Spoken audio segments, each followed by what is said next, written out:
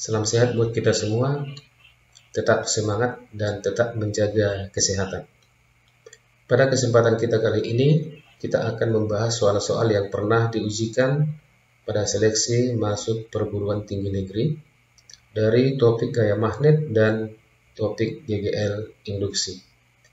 Soal ini adalah soal-soal pilihan karena untuk menjawabnya kita tidak bisa hanya menggunakan rumus atau persamaan, tetapi membutuhkan penalaran serta menggabungkan beberapa konsep fisika dan konsep matematika. Mari kita ikuti bersama-sama. Kita perhatikan soal nomor 1. Ya, soal ini adalah diambil dari soal SBMPTN. Perhatikan gambarnya. Nah, kita baca soalnya. Sebuah batang logam bermasa 1 kg dan panjang 1 meter diletakkan pada suatu rel logam yang terhubung dengan sumber arus konstan, sehingga pada rangkaian mengalir arus listrik sebesar 0,5 ampere.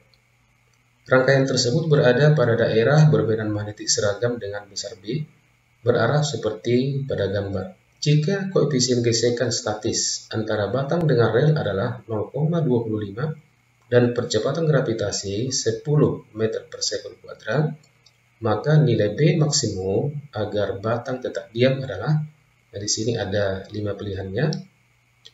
Kita lihat pembahasannya.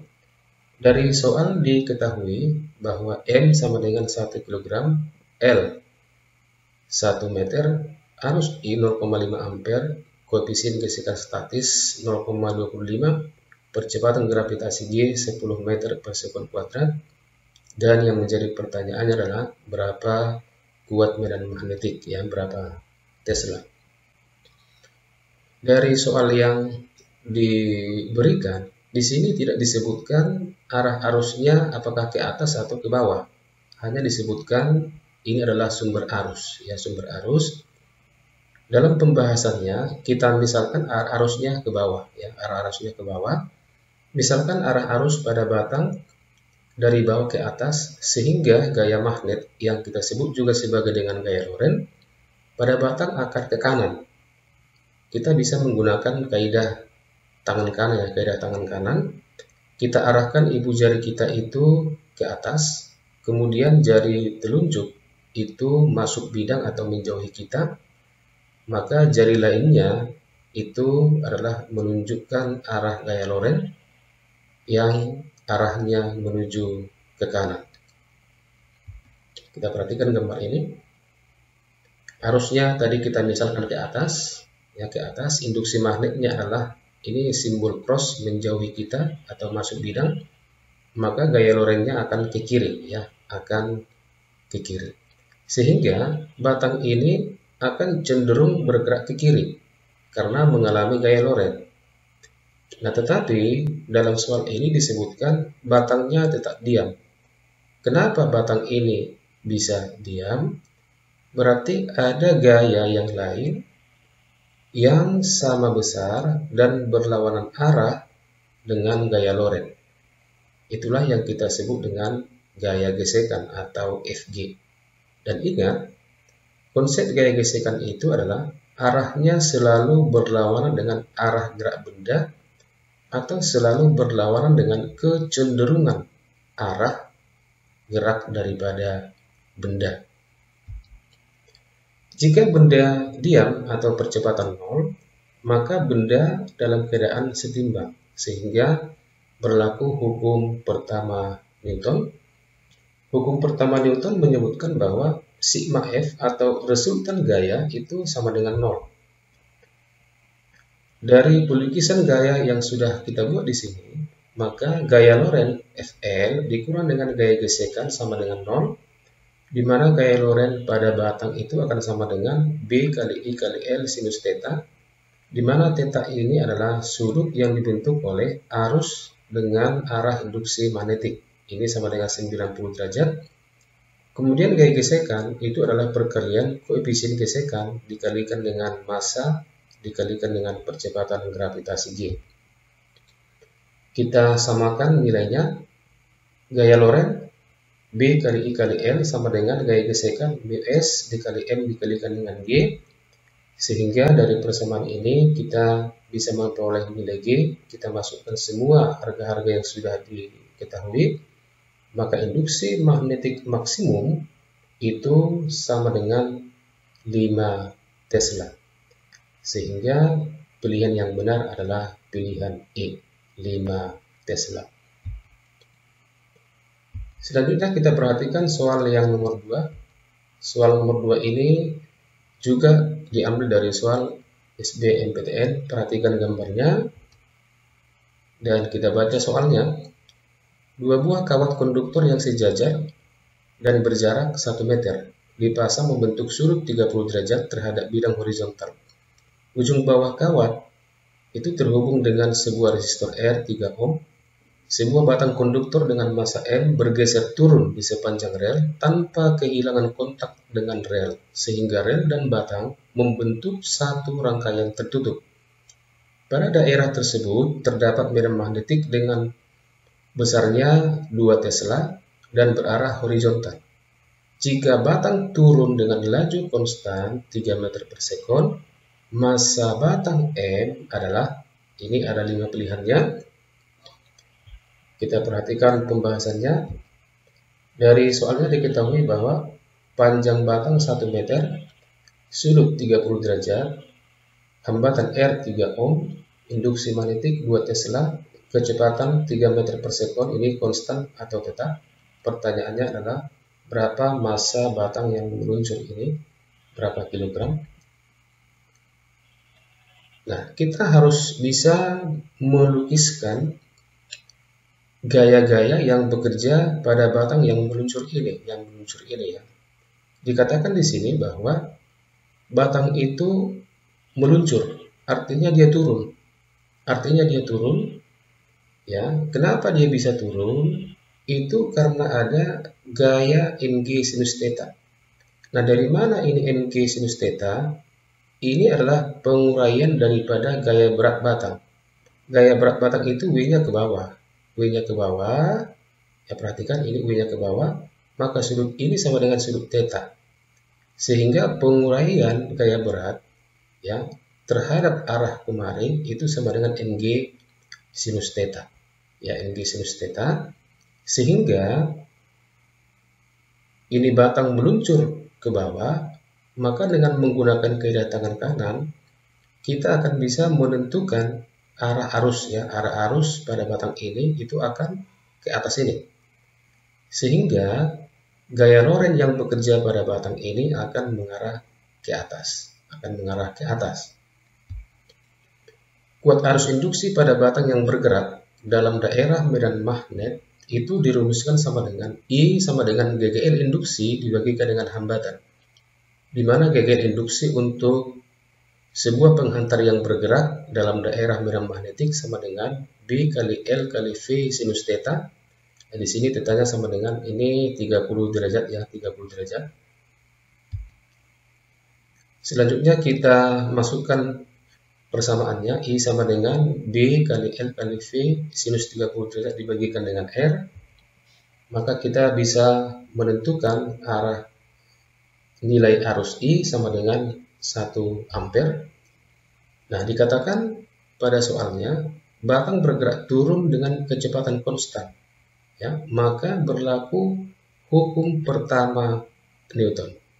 Kenapa kita berlakukan hukum pertama Newton? Karena kecepatannya konstan atau percepatannya sama dengan 0. Sigma gayanya sama dengan 0, maka M dikali G sinus theta ini itu dilawan oleh gaya Lorentz ya, gaya Lorentz kurang Fl sama dengan 0. Gaya Lorentz sama dengan B kali I kali L kali dengan sinus theta. Maka Mg sinus theta akan sama dengan B kali I kali L kali sinus theta ya. Sinus thetanya bisa saling menghabiskan. Maka kita bisa menentukan nilai massa batang yang meluncur ini akan sama dengan B kali I kali L per gravitasi. Kita masukkan harganya 2 kali 1 kali 1 per 10 itu sama dengan 0,2 kg. Sehingga jawaban yang benar dari pilihannya ini adalah pilihan A. Kita lanjutkan soal nomor 3. Ini diambil dari soal UMPTN. Perhatikan gambarnya. Jadi disebutkan di sini kumparan K. Ini kumparan K, ya, lilitan berbentuk lingkaran dengan luas 200 cm², jumlah lilitannya 50, hambatan dalamnya 10 ohm. Diletakkan di dekat dua kutub magnet batang seperti tampak dalam gambar di atas. Hambatan luar R 10 ohm. Besar muatan listrik yang mengalir dalam rangkaian setelah kumparan tersebut tiba-tiba ditarik keluar, ya, ditarik keluar dari daerah bermedan magnet 50 mT di atas adalah, ini ada 5 pilihannya. Kita lihat pembahasannya. Diketahui dari soal A sama dengan 200 cm², kita ubah ke dalam meter kuadrat, 2 kali 10 pangkat negatif 2 meter kuadrat, jumlah lilitannya 50, hambatan dalam kita simbolkan dengan R kecil 10 ohm, hambatan luar 10 ohm, induksi magnetik 50 mili Tesla akan sama dengan 5 kali 10 pangkat negatif 2 Tesla. Pertanyaannya adalah muatan yang mengalir sama dengan berapa mili, ya, mili coulomb. Ketika kumparan ditarik keluar, ini ditarik keluar dari daerah medan magnet, maka kuat medan magnet akhir pada kumparan itu akan sama dengan 0. Kenapa sama dengan 0? Karena sudah berada di luar, ya, di luar daerah medan magnetik. Perubahan kuat medan magnetik pada kumparan akan sama dengan delta B sama dengan B2 dikurang dengan B1 akan sama dengan B2-nya sama dengan 0 dikurang 50 mili Tesla, hasilnya sama dengan negatif 5 kali 10 pangkat negatif 2 Tesla. Akibat perubahan kuat medan magnetik ini akan menghasilkan arus induksi. Dari persamaan GGL induksi, ya, GGL sama dengan negatif N dikalikan dengan delta flux per delta T akan sama dengan negatif N dikalikan dengan A dikalikan dengan delta B per delta T, atau ini disebut juga sebagai laju perubahan medan magnetik. Arus I akan sama dengan GGL induksi dibagikan dengan R total, ya, R total. Tadi kumparan ini memiliki hambatan dalam. Hambatan dalam, kita perhatikan ini hubungan seri, ya, hubungan seri dengan hambatan luar. Maka hambatan totalnya kita jumlahkan, ya, R kecil ditambah dengan R atau hambatan luar R. Sehingga delta T-nya ini nanti akan di bawah kita kali silang ke ruas kiri, maka di ruas kiri akan menjadi I dikalikan dengan delta E. Ya, I dikalikan dengan delta T akan sama dengan negatif 50 kali 2 kali 10 pangkat negatif 2 dikali. Ya, dikali perubahan medan magnetik negatif 5 kali 10 pangkat negatif 2 dibagikan dengan penjumlahan hambatan dalam dengan hambatan luar, ya, 10 tambah 10. Nah, yang perlu kita perhatikan adalah untuk arus searah, ya, untuk arus searah, muatan itu sama dengan arus dikalikan dengan waktu. Maka I dikalikan dengan delta T itu akan sama dengan muatan yang mengalir. Sehingga kita langsung bisa menentukan berapa nilai muatannya. Q akan sama dengan 2,5 kali 10 pangkat negatif 3 coulomb atau sama dengan 2,5 mili coulomb. Sehingga jawaban yang benar adalah pilihan D. Kita lanjutkan soal nomor 4. Ini diambil dari soal UMPTN, ya. Kita baca soalnya. Pada gambar di atas, perhatikan gambarnya, terlukis bahwa kawat lurus PQ, ini PQ, arah arusnya ke atas, dialiri arus listrik sebesar 10 ampere dan kawat 4 persegi panjang ABCD dilalui arus I2 5 ampere. Pertanyaannya, resultan atau jumlah total gaya yang dialami kawat 4 persegi panjang ABCD sebesar, ini satuannya, ya, mikronewton, ada 5 pilihannya. Kita perhatikan pembahasannya. Nah, untuk dua kawat sejajar, perhatikan ya, sejajar dengan arah arus searah terjadi gaya magnet yang saling tarik-menarik. Tarik-menarik. Dan untuk dua kawat sejajar dengan arah arus berlawanan terjadi gaya tolak-menolak. Nah, kita perhatikan gambar soalnya. Ya, gambar soalnya.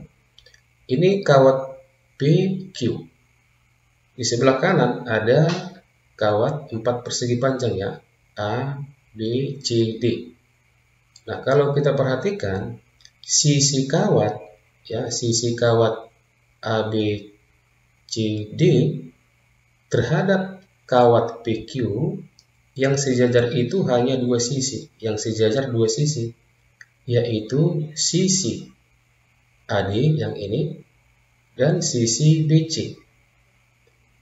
Maka yang mengalami gaya magnet itu hanya dua sisi ini, karena ini yang sejajar dengan kawat PQ.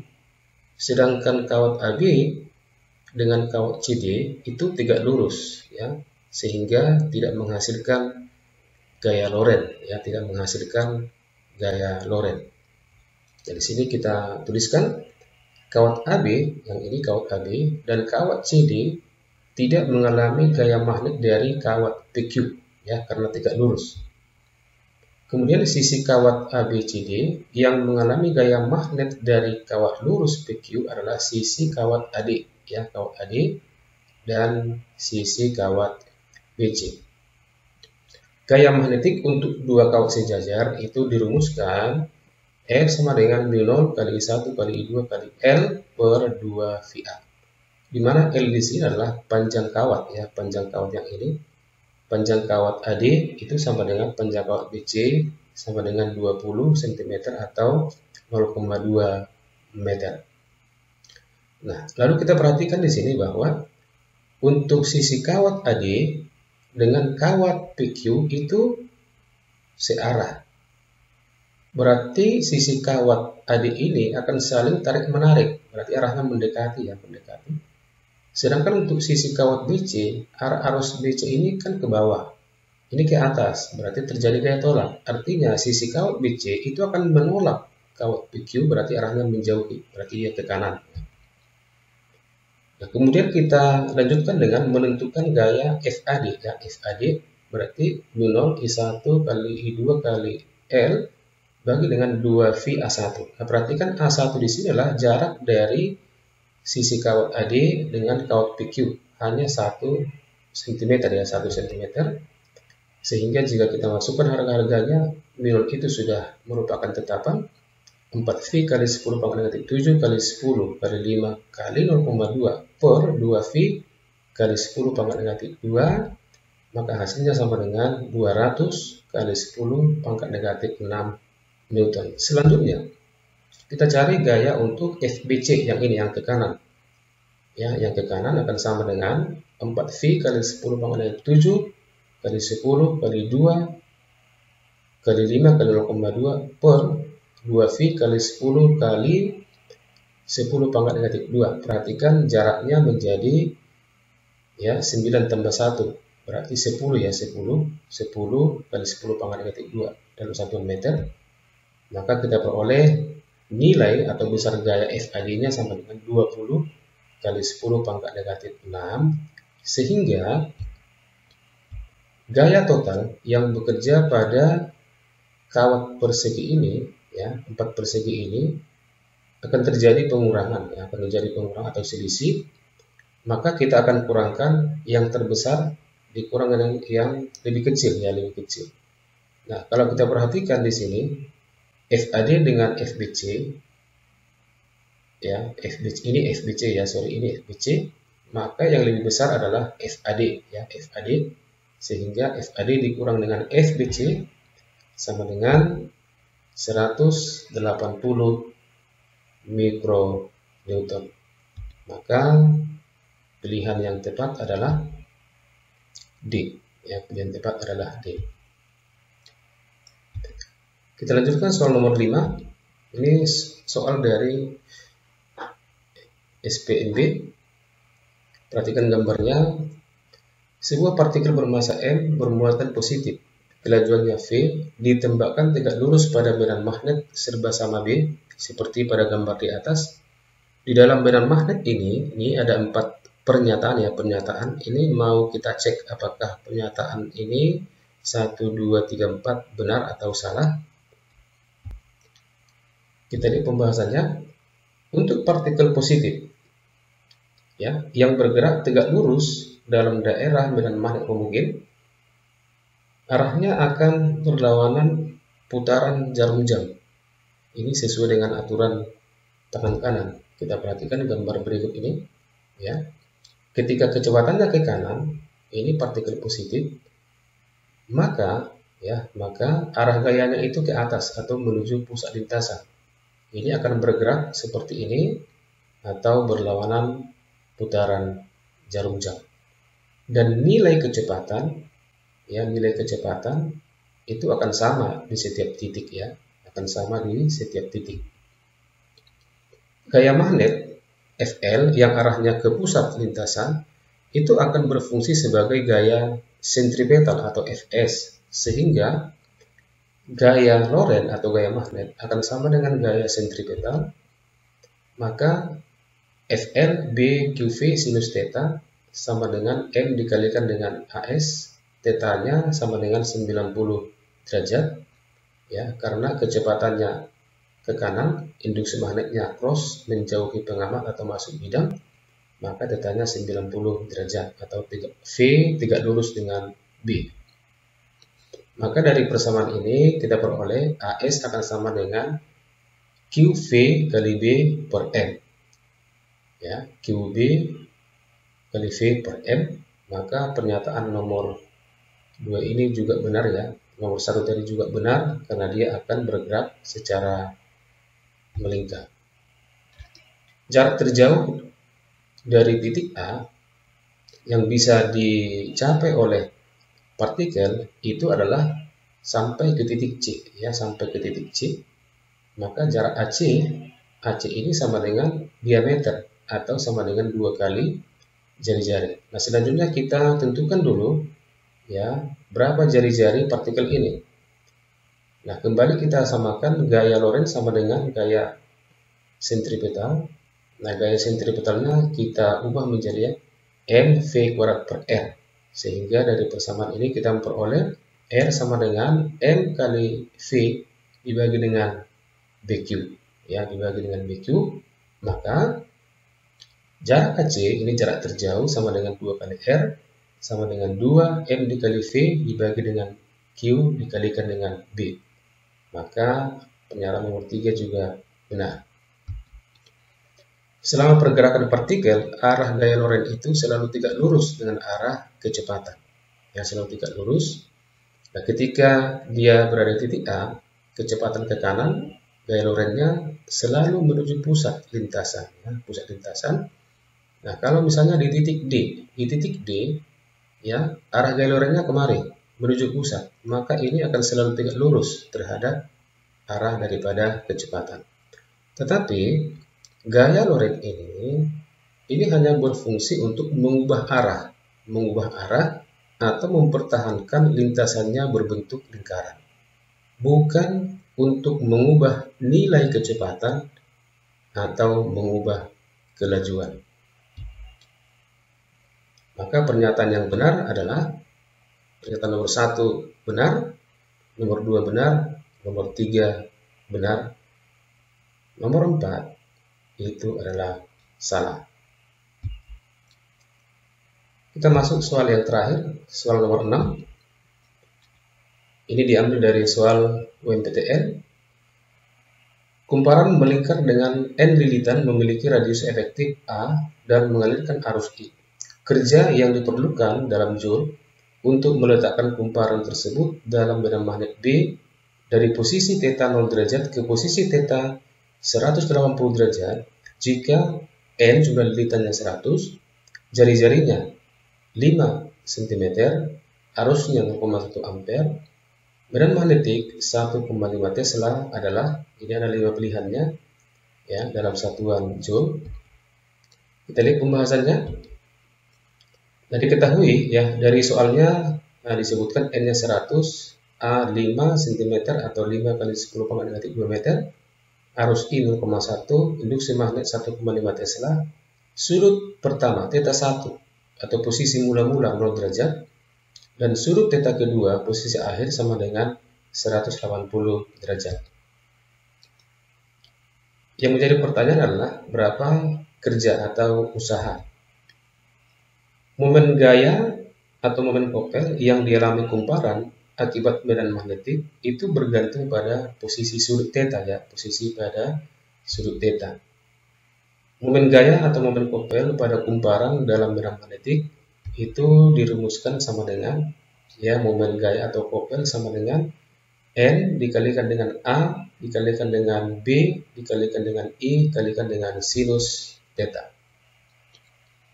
Momen gaya luar yang dibutuhkan untuk memutar kumparan minimum harus sama dengan ini, tetapi arahnya harus berlawanan.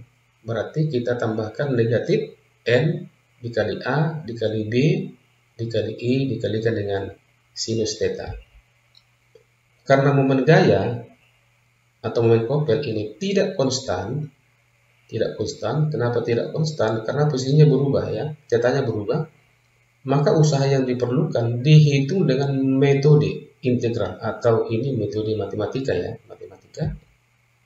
Nah, kita tuliskan usaha akan sama dengan integral dari 0 derajat sampai 180 derajat yang kita integralkan adalah persamaan yang ini. Momen gaya luar ini ya, negatif NA B kali I kalikan dengan sinus θ. Maka usaha akan sama dengan nilai I-nya adalah tetap. Ya, N kali A kali B kali I itu adalah tetap. Maka kita pindahkan ke depan. Maka yang kita integralkan adalah fungsi sinusnya ya, fungsi sinus dari posisi 0 derajat sampai dengan 180 derajat. Maka integral daripada sinus itu sama dengan kosinus ya, sama dengan kosinus dari 0 sampai 180 derajat. Maka usaha yang diperlukan itu sama dengan kita masukkan nilai-nilai yang sudah diberitahukan, negatif 100 kali V kali 5 kali 10 pangkat negatif 2 kuadrat kali 1,5 kali 0,1. Nah, perhatikan ketika kita memasukkan harga sudut-sudutnya, yang pertama sekali kita masukkan adalah harga yang di atas ya. Harga di atas itu berarti cos 180 derajat dikurang dengan kosinus 0 derajat.